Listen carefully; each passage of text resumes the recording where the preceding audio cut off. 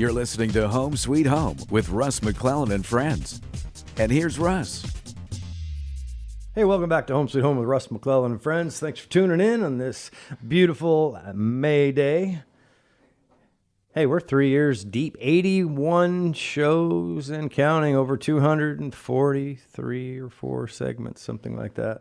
And today I got a good friend of mine, Brooke Baker, who's a Keller Williams rock star agent, homegrown right here in Wenatchee, and an inspiration to many people thinking about what to do next.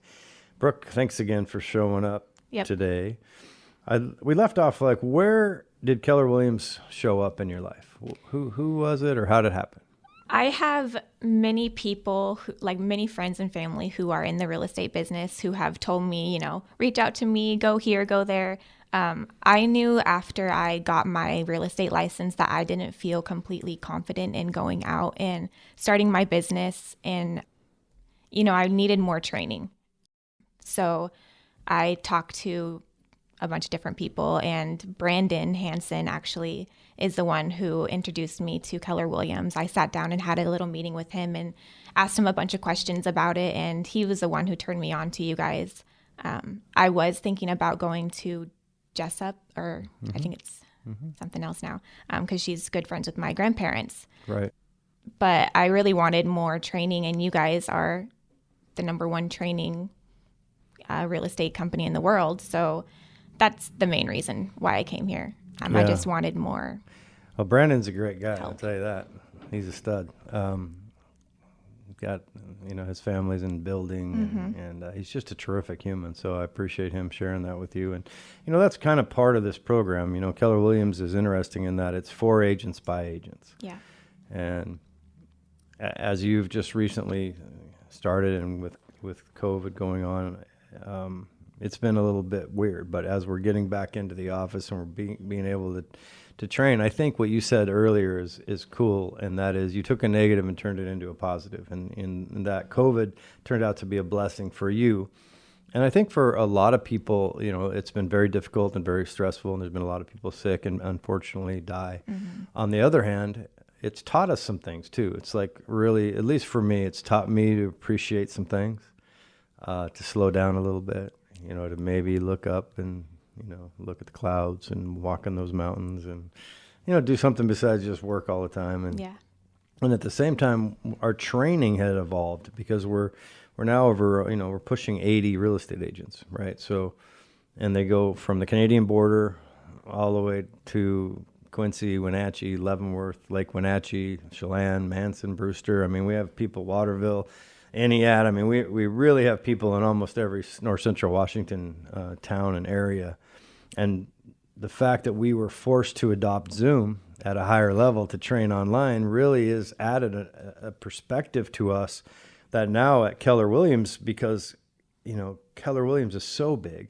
It's the largest real estate company on planet Earth with about 56 or 7 countries involved. I think somewhere around 190,000 agents. And within that system, the founder, Gary Keller, who founded this company in 1983 and still owns it privately, he said, look, we're going to become an education and training company that happens to sell real estate. And from that, I think we've evolved into now a technology company that happens to sell real estate, which is... I think whether we know it or not, a lot of companies are becoming technology companies. And we have AI-driven apps for our phones for people to, smart devices to look up real estate. So that's a very, prominent reason why a lot of people will choose Keller Williams. If somebody said to you, well, what about real estate is different than you thought it was when you first wanted to join? Is there something that kind of was a little bit of a shock or just different than you expected? I don't think so. I think I came into it not kind of knowing what to expect, but not really. And so I think that everything, I don't take it as a surprise. It is what it is. I don't know. I'm just here to learn. So right. I didn't want to come in with any expectations. Yeah, and so I know recently you did an open house with Michael and Melody. Yes. And, that And we're working on a mentorship program. And are you involved in that beta test? Sort of. Sort of, yeah. Yes. Yeah, so what we're always learning, right? Just like anybody. And for example, Michael and Melody, they just kind of took you under their wing and had an open house, and that was kind of fun for you. Yes. Yeah, I mean, that's the nice thing about having, as many people as we do. I believe that you can be successful in real estate as long as you're a few things, right? Honest, you're nice to people, you care about people, and you listen and learn, right? I mean, this isn't quantum astrophysics or something, right? Like, we're just helping people find what they already want, and we're kind of their interpreter, so to speak, or we're their facilitator, and we make sure they stay out of trouble, and we make sure that we handle this contracts correctly and lead generate adequately, and all of these things that we learn at Keller Williams to help us help other people. I mean, that's it. Right. I think that's kind of the main picture for me is I'm helping people. I'm not, I don't really look at this as a job. In fact, I kind of forgot that I was getting paid for this, which is the cool part because it's so exciting to be able to help people and see them get excited about it. So right. So when you compare that to the position before where you were working awfully hard and it wasn't really, there's some people, we have a lot of very successful realtors that came from the server world, right? Like I remember Leslie Bitterman was a great example. She was a server at Smitty's, or maybe still is, right? And then within a year, she bought her house, right? Like boom, like it was amazing, like catalyst to her and her finances. As we talk about other people, and I'm really kind of focused on that because you're such a great example of a person that can just go for it. What would your advice be to people that if someone walked up to you, whether they're still in high school or just out of high school, and they were like, I don't want to go to college, or I don't know what I'm going to do. I feel like I'm in this dead-end job. What can I do real estate, you think, Brooke? I mean, what would you say to most people? I would say that if I can do it, then you can do it. It's, it's not like you have to have a higher level of education. It's just simple having good ethics and, doing what's right and understanding a process. It's really not hard. Yeah, do the right things in the right order, and you learn, right? I often say this, but I've been doing something for 32 years, I think, and I'm still learning. Right. The knowledge is infinite, and really, all you learn, the more you do something. I really don't care if it's a black belt in jiu-jitsu or, understanding ancient Greek texts. All you really understand when you feel like you've mastered something is that you realize you don't know very much. Right. There's just so much more. You're just infinite knowledge, and just helping people succeed. Now, as you're going to find in time, we're also the only profit-sharing company. I believe in March we profit shared $20,000 back to our agents, right?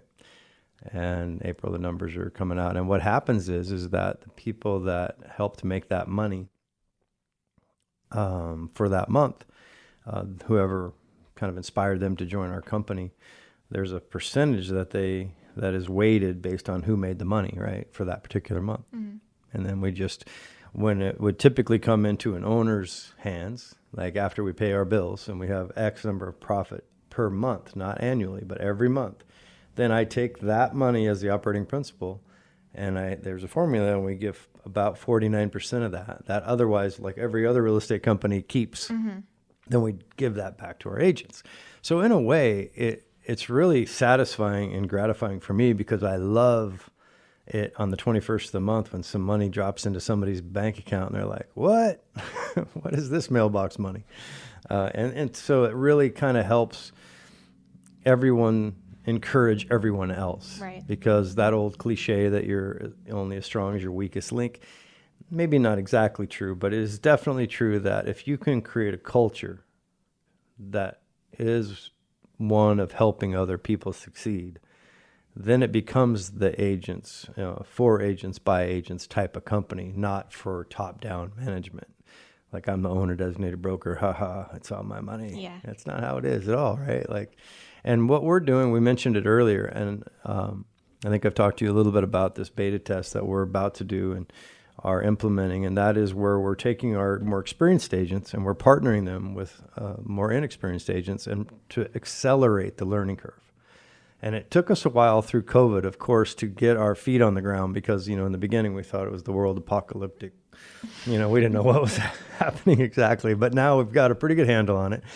I'm also very excited that in June 1st, we're launching a mindset program with Fletcher Ellingson for everybody that wants to participate. Awesome. Yeah, I really believe, Brooke, that it's.